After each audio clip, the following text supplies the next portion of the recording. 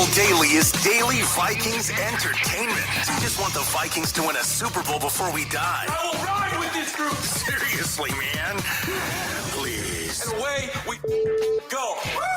Welcome into Purple Access. Judd Zolgad, joined by my good friend, longtime colleague and partner on the Vikings beat for several seasons, Chip Scoggins, now a Star Tribune sports columnist. Chip, I got some exciting news. What do we got? So with the rebrand, I subscribed to the website and the paper. First day on my front lawn this morning, halfway up. No, it's not a big lawn, so it's fine. Clearly thrown from a car. And I got my fill of Kene Wongwu and Chip Scoggins. I don't know if you can see that because of the glare right there. So I am back on board. It's been a while, but I am back on board as a Star Tribune subscriber, in part just to support Stribby, because Stribby, the mascot now, needs all the support. By the way, Stribby, I told Pat this too, Royce, not in good shape. Has to be a sports writer or columnist. Stribby's in real bad shape. I'm worried about Stribby's cholesterol. Hypertension,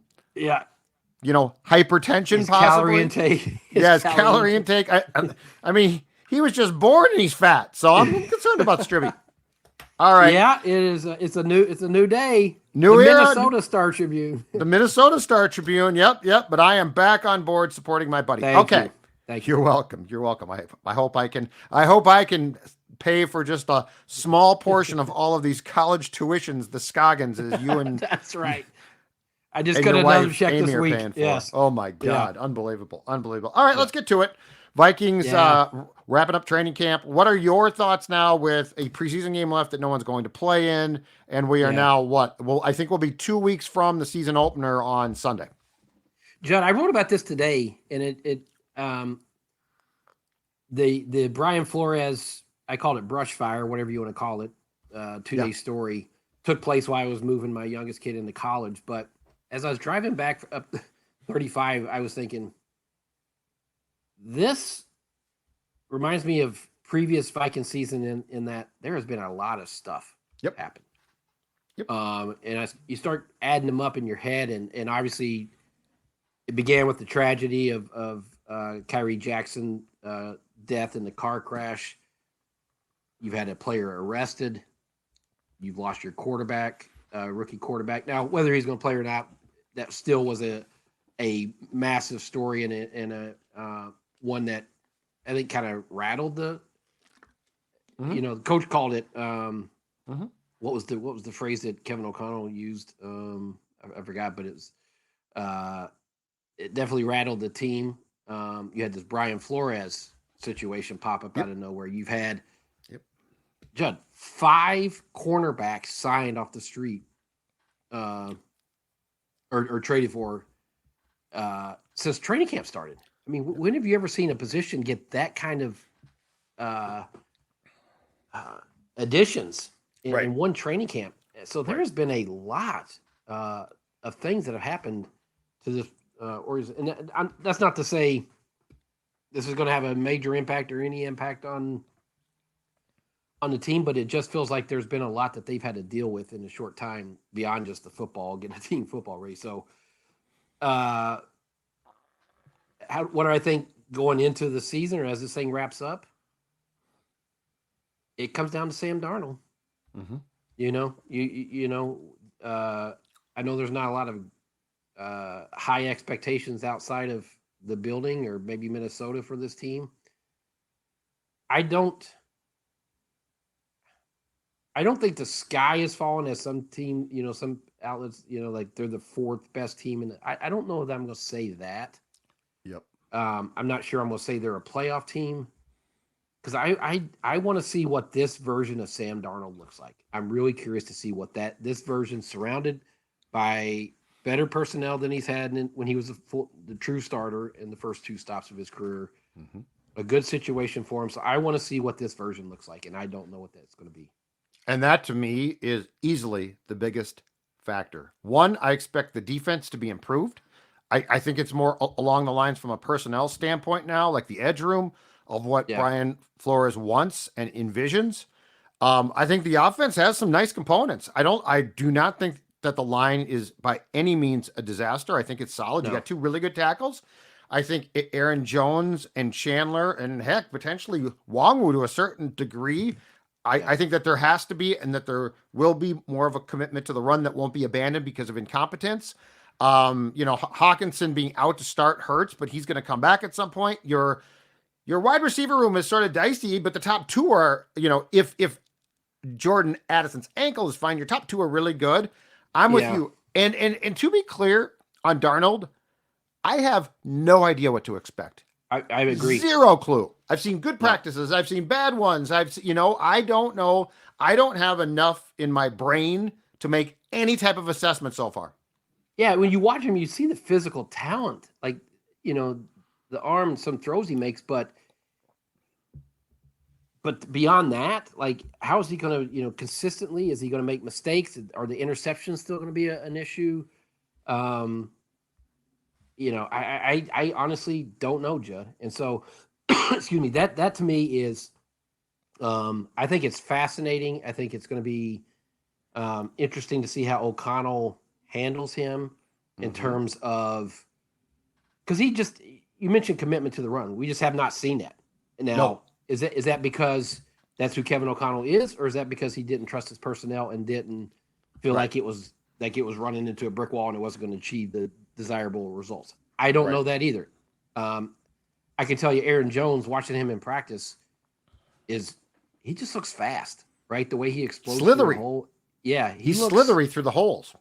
Yeah, because he's not very big. Like I'm amazed at how small he looks, but he uses it to his advantage, and he also can catch a pass, which means he can catch a screen pass. Like there should be. I think O'Connell honestly wanted to run more last year. If you recall, I believe their opening formation against Tampa was like 2 or 3 tight ends. It was like, we're going to run. And, two things. When Reisner came in and played left guard, he was a lousy run blocker. And the second thing was, Madison, for what they expected, was a bust. And Chandler, they simply did not trust enough. Didn't trust. Yeah. And because you don't go out and sign Josh Oliver to not run if you weren't going to have a commitment to the run, that was your intention. And so for whatever reason, they just didn't stick with it. So I want to see if that changes, because you don't have Kirk Cousins and you need to rely on that more. And even if you had Cousins, you need better balance than what they had. You got to get more out of your run game. So I don't think that's solely a Sam Darnold thing, but there's just not the level of expectation from the quarterback in terms of passing that you had with Cousins come to Darnold. So, but,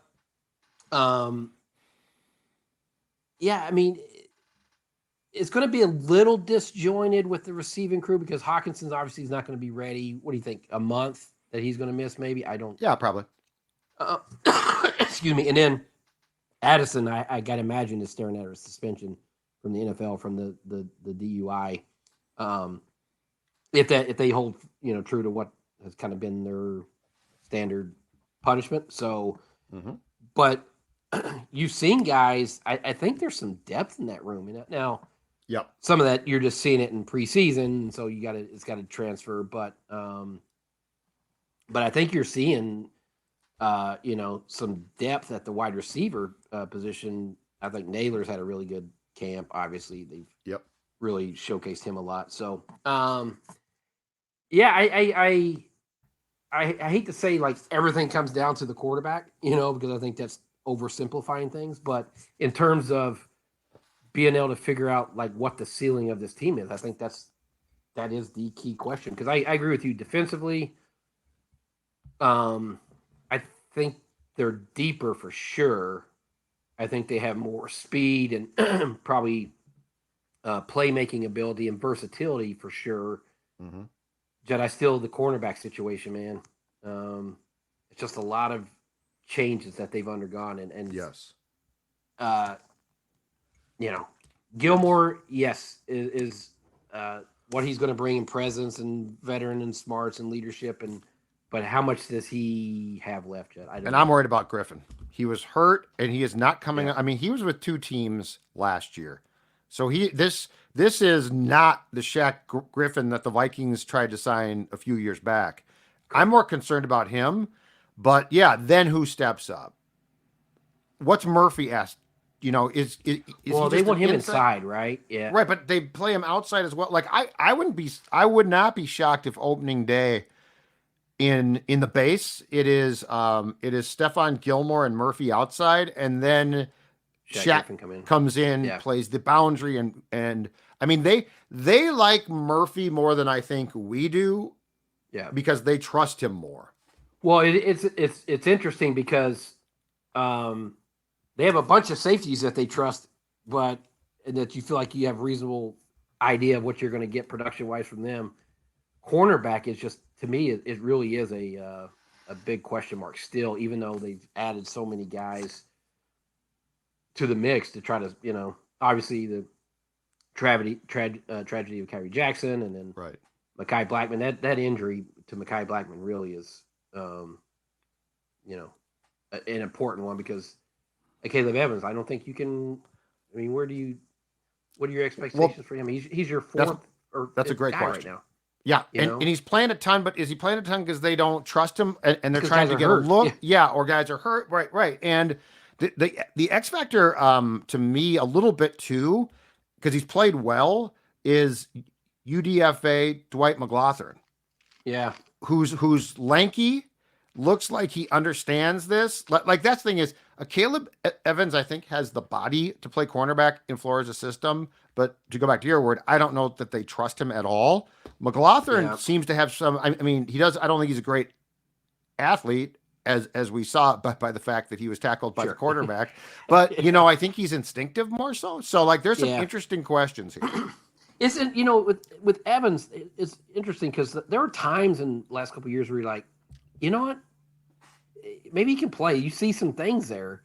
Yep. But I think it's just more the consistency of it and being able to play more snaps than just, here or there. So I don't know what their level of trust is, but the fact that they keep bringing in veteran guys tells you what, where they think about that situation is. So I think that is the number one question mark. Well, beyond Sam Darnold, what kind of production you're getting him? I think cornerback is too, but I still look around the talent. I mean, I trust his coaching staff. I think Flores is going to do, a good job with the defense and using the different pieces. I think Dallas Turner is going to play a interesting role and have a pretty big impact. And so I think you're going to see that defense continue to build on what they started last year. Although the last month was not good at all. I mean, it was really bad. But that's where I think they addressed the depth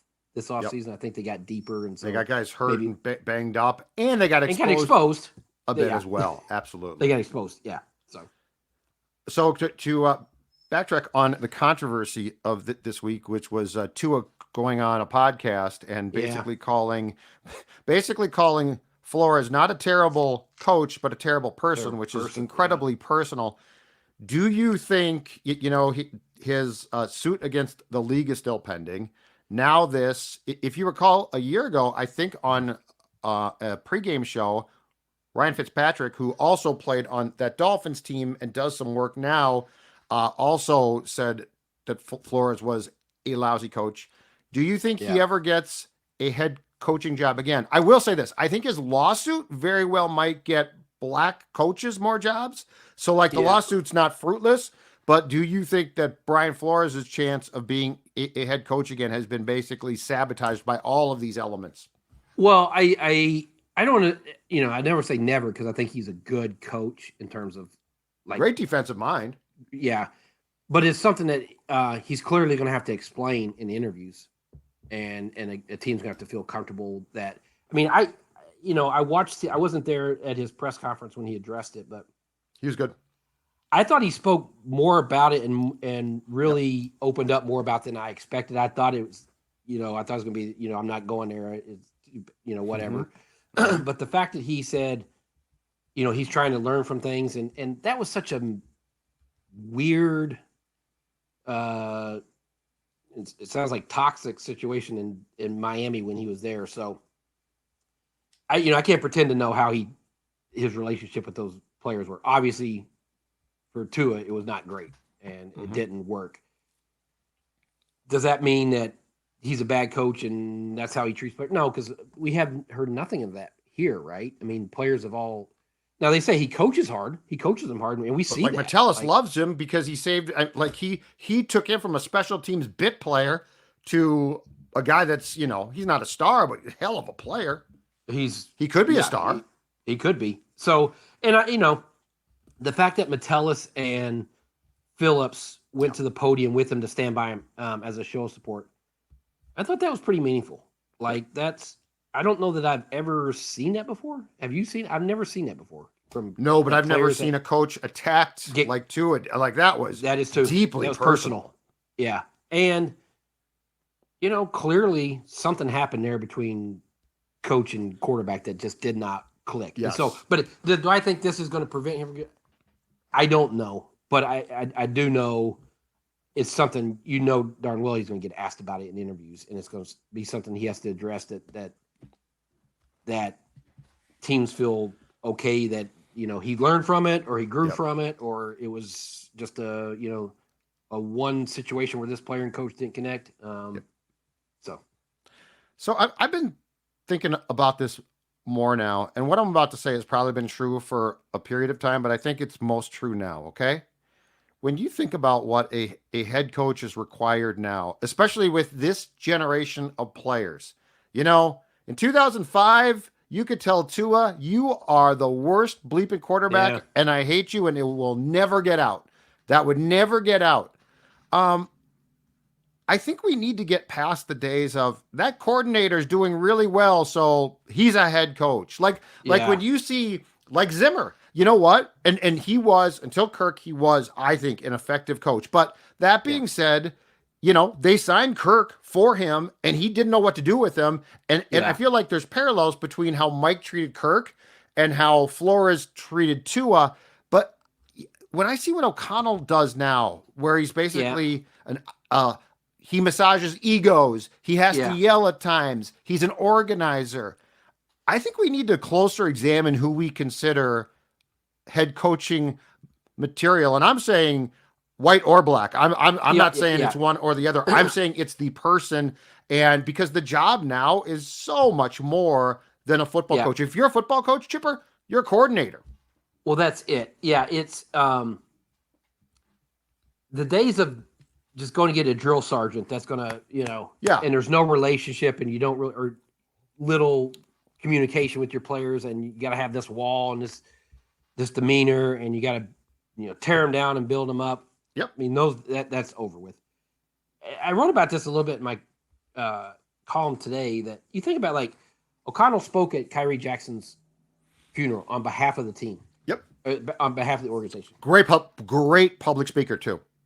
And he had to deal with Jordan Addison getting arrested. Now, I thought he went too easy on him publicly. Yep. I was expecting more forceful response from him, that versus I can't wait to put my arms around him or hug him when he gets back here. But that was his approach. He's had to deal with his defensive coordinator, one of his trusted coaches, getting pulled into this thing where another player called him a terrible person. His OC got a Dewey last year. West did. I mean, I started that column where when Zimmer got the job, he called Bill Parcells, and asked for advice. And he said, there are 5 things that are going to happen every day that you're not prepared for. You got to deal with it. Yep. This is your job. And I think there's some degree to that, right? I mean, because there's just always something that a head coach has to, and it's not, always related to, the X's and O's and all that. So it's managing personalities and egos and problems and different things. So, I think the vetting process has probably never been harder in terms of trying to find a coach and who can handle all the things that you're going to be asked to do. And let's be honest, even if you get it right, eventually there needs to be a freshness or a change about it. It's hard for that because there's so much of, no question. I always say this, like, Ron Gardenhire didn't become a bad manager, but it was time for a change, right? There's an expiration date on Glenn everyone. Mason wasn't a bad coach, but it was time for a change. Right. I mean, at some points it just right. You need to, and so yeah, that's kind of a long-winded way of saying it. It's like, yeah, there's just so much more that's that a head coach has to deal with now in terms of relationships that I think ever before that you just have to. That's such a big part of the job now. And I think now, like with Mike and Kirk, with Flores and Tua, I think now, like here's the incredible thing. If I had a checklist of, okay, here's what I want, right? One of the first things is forget the team. Can you coexist with the quarterback? Because the quarterback's the most important. Like that's the thing. The quarterback is now, if he's any good, which you're trying to get, becomes the most important person in your building, Chip. Is that because it always was that way, but don't you think that was amplified times a million because of Brady Belichick? Mm-hmm. Right, like but I mean, you used to be able to get, I feel like you used to be like, it feels like Belichick developed Brady in some ways through tough love, right? And Brady could handle it, thick skin. Yeah. And some guys do have thick skin. I think it's fewer and fewer now. But my point is, not just from a playing perspective, I'm saying from a mentality standpoint. Like look at how mad Tua is. And I'm going to tell you right now, my guess is Tua, if you were to take a bunch of quarterbacks from the 70s, 80s, and 90s, Tua's complaints about Brian didn't treat me well would probably fall way down a list. I don't think this is anything that's new. I think what's new is a quarterback verbalized it so frontal like that. Right. Like you could probably find a long list of even real, more recently that feel that way about their head coach. But, I don't know that there's a relationship in sports that's more important than head coach and quarterback because the quarterback is so important in not now. Everything. Not now because you are arguably or just flat out more important than the head coach. Yeah. And remember, Judd, that was why it was so jarring to hear Cousins say that he didn't meet with Zimmer. I know. And it was the last year he said, yeah, we're having these. Now we're starting to set up these weekly meetings where we just sit down and talk. It's like, oh my gosh, that should be the minimum. Like, and Kirk asked for that. Yeah. But I mean, can you imagine the stories? If you like Kirk or you don't like Kirk, can you imagine the stories that Kirk has to tell about signing a contract, stepping into a situation, and in the combine a month before he signed, the coach basically sent out a warning to the GM, don't sign this guy. Because he did. Yeah. He didn't want a high-priced, and like, I think he personally because they take away from the other resources. Yes. Yeah. But I'm, so like, to me, I guess my thought process is this. If I'm Brian Flores and I'm being compensated fairly, I'm willing to bet that the Wilfs are doing that. Yeah. I might say to myself, I have found a really good job here and quit chasing head coaching jobs. And I think a bunch of guys should take stock. And just because you were with the Lions last year and their offense was good does not mean Ben Johnson is a great fit. Great head coach. Which, by the way, I think he knew. He didn't take the job in part because I think he was very smart. Well, that is. I mean, it's, which coordinator has the most successful offense, defense? Well, they got to be a great coach. That's interview. And sure, you can find good coaches. You can find good coaches everywhere. But, because of what happened to Brian Flores, is that going to make him less interested in being a head coach? I doubt it, man, because it's still one of 32. And I'm taking a step back here and saying I think it would be prudent. Look, at the end of the day, Zimmer should never be a head coach again because of his age now and because of how he treats. But defensively, he could coach for 5-10 more. I don't know. Yeah. But I mean, I think he's a phenomenal defensive mind and a phenomenal DC. But I think the Flores thing to me just accentuates the important, how a quarterback can basically say, I'm good. I don't like you. I can almost ruin you if I want. Very interesting. Well, yeah. I mean, there's still kind of that, and that's your thing because how open Tua was about it and how, he called him a terrible person. Like, you just don't hear players say that about coach. The best, though. Last question. I just got one more thing. How about that Brian Flores thing? It's unbelievable. Lebatard's phenomenal. He's one of the best. He's the best. Yeah. So, but I also think, and I generally do think that Flores was being truthful when he said, he's learning from these things. Like you're always evolving and trying to improve yourself. And so I assume I can imagine him listening to that. Now, he probably knew it. He probably knew he had no relationship with Tua. And I don't think that was a surprise, but they hear it, verbalized on a podcast for the nation to see. I'm sure that stung. Get aired out. Sure. Yeah. And I had forgotten, I believe at the time of that, because I was watching a ESPN show, Jeff Darlington, who has deep ties with the Dolphins, or covered them for a long time, pointed out that he had reported a bunch of that stuff, but it obviously at the time was not talked about because Tua didn't talk about it till the podcast. So like I don't think he made things up. I think he was saying his truth and the truth. But you bring up a great point. It's just another type of Vikings grenade. I don't know how you get so many little grenades and big ones dropped, and it doesn't matter if they're at Winter Park, TCO, if it's Childress, Frazier, Zimmer, or O'Connell. This team gets more like grenades thrown at them and fires to put out than a lot of teams, I would say. Yeah, not and everybody, but a lot of teams. I'm sure there are a lot of teams that probably are saying the same thing. Like, man, this happened. Dallas, but it's just because they're Dallas. As two veterans of the 2010 season, nothing ever is going to top that thing. I mean, 2016 was as close as I've seen because it had a lot, but it did not top 2010. Was it 2012 had a lot of kind of weird news and developments that happened? I always say, like, there's no small news in the NFL. There's just different degrees of big news, Right.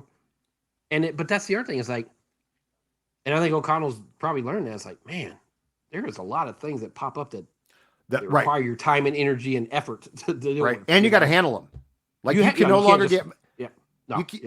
Gone are the days where you could just get mad at the problem. Yeah, no. You can't get mad at the problem now. You got to fix the problem. Well, and that's why I asked, I think it's 2 years back now, I said, what's going to happen when the phone rings at 3? Because it's inevitable. Now, unfortunately, it was a death, which is awful, which is not what I was thinking. The worst case. Time. It's your worst fears. But, someone's going to get a Dewey. Someone's going to, unfortunately, the Jordan Addison thing is not exactly a rarity. And so how do you handle that, not only privately, but to what you're talking about publicly? Because I think that the Vikings were seen as being far too soft on what was a problem, and it was a bigger problem because they had a guy just die in what we believe was a drunken driving accident caused by the person in the other car, not the Kyrie Jackson car. So and I thought they'd be furious because of because this is the second incident, 2, because it came a week after you lost a teammate, and we have no idea like what was said or done behind. That's what doors. That's 2 things. 100%. They may have really come down hard on him. We have no idea. But the times we've been around O'Connell, that's clearly not going to be his approach publicly. That's just not what he's going to do. I mean, he has his own philosophy on things. And so I guess I shouldn't have been too surprised, but I thought there might be enough anger involved that we saw a little bit more, but I think he did yell and scream behind closed doors. I think that they were trying to put on a kind face. Unfortunately, it came off too kind. Yeah. Like there's and that also might have been the coaching that he got. It might have been because Kwesi tries to keep a distance from all of that, which I think isn't really possible, dude. You're the GM. No, you're the GM. Yeah, you're the GM. You can't. And you're on the line as well. But that's the other thing. You said on the line. The other thing is their contract situation got discussed by Mark Wilf at the training camp practice. I mean, it didn't create a ton of news, and I'm sure players didn't even know or notice. But that's another thing that he's dealing with, or I don't know how much he sits around and thinks about it. Probably not a lot, on a day-to-day. Sure, he'd like an extension. I'm sure they both like extensions. But he wouldn't turn it down. I'm sure they gave. Well, I mean, I keep. I don't read too much into that though, Judd. I don't. I really don't.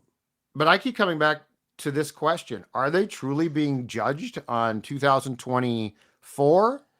Because maybe, but that doesn't make sense to me, Judd. And every coach is always being Judd. You're sure, but it doesn't make sense to draft a quarterback number 10 overall and then 1 year later say we're going to go a different direction, hire a new coach. That makes zero sense to me. Like, why would you do that? So are they not giving O'Connell an extension because they're not giving Kwesi one, and so they don't want it to look because it looks like you're splitting them? Because I'm with you. You do not have JJ McCarthy in your building, who clearly is an O'Connell guy, and before he got hurt was making these unbelievable strides. Yeah. And then because O'Connell couldn't get, potentially Sam Darnold to play well, you fire O'Connell. Like to me, 2024 from an O'Connell standpoint has, unless they win 2 games and it becomes a chaos. Yeah, if it's a disaster. Yeah. But there's nothing else, if they win 6 games and it's not chaos and you've got the team back, you've got money in March, and you've got McCarthy starting opening day 25. He's getting a 3-year extension from me. I agree. And so I don't know the Wolves thinking in terms of, maybe they don't want to single out one guy, get an extension and not, I have no idea. But, they were asked about it and addressed it. And said they're not doing anything right now or it's not on the front board. I didn't take that to mean, and this is an edict, win or else, that, right. But it is interesting, Judd, and it not kind of parallel to that, but this ownership, man, to spend up to $10 million to get Gilmore on a team that, right, that's a move. That's I don't know if it's an all-in move, but it's a move where you're saying we have high expectations and we have a problem area right here, and we're going to fix it, and we're going to spend the money, whatever it takes to fix it. Yeah, that move flies in the face of us dismissing 24. I know. Like, it's not important. Well, you don't sign Stephon Gilmore then. I know. But yet McCarthy, I don't know. Something's up as far as like how they're thinking that we don't get. And the only thing, the Wilfs. And the only thing I can think of is they want more time to evaluate the GM, and they don't want to send out the public, okay, O'Connell's safe, but the GM's like, something's up here, because you're not going to fire the coach who's developing the quarterback and who is a quarterback himself. And quite frankly, I think we're going to see more and more former quarterbacks getting head coaching jobs because of what we talked about. That's the most important person in the building. And who knows how a quarterback is wired more than a former quarterback. But it is interesting, the Gilmore signing. I mean, it would have been easy for the owner to say, I don't know what this season is. It's like we have injuries and we got. Is that really going to be the missing piece that puts us over the hump to being whatever? But I think that's just how the Wolves operate. If Kwesi told me, like when we talked to Miss Springs, like if they make a sound argument on something and can back it up and justify it, the Wolves have never turned them down on a request like that. And I think it goes back to their fans at heart. Like, they want to put Brian Flores. Lifetime contract. That's what I would sign. I would say, if you're going to go out and get me, because I do think the defense is going to be potentially good. I say, you know what? That head coaching stuff, overrated. Give me a lifetime contract. If you're going to sign me, guys, that's great. Yeah. All right, Chip Scoggins, great stuff. I will talk to you in 2 weeks. We will preview Giants Vikings week 1. Man. Darnold v. Jones in MetLife Stadium. It's going to be chaos. See you, Chipper.